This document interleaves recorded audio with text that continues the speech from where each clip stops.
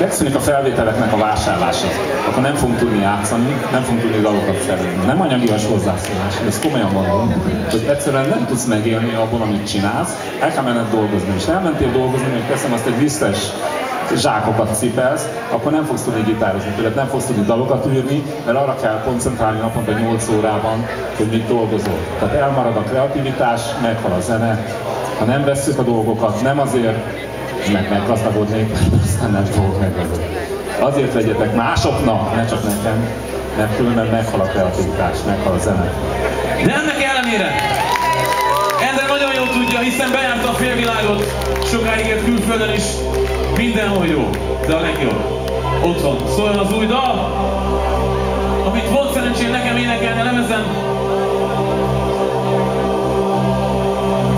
Egy másik gitáron, egy legendás gitáron, egy SG Gibsonon, amivel annak idején, nem azon, egy Fenderen, azt hittem az SG-nél. Szóval mindenhol jó, legjobb otthon, éltől már furcsa helyeken, magas hegyeken, de a legjobb otthon.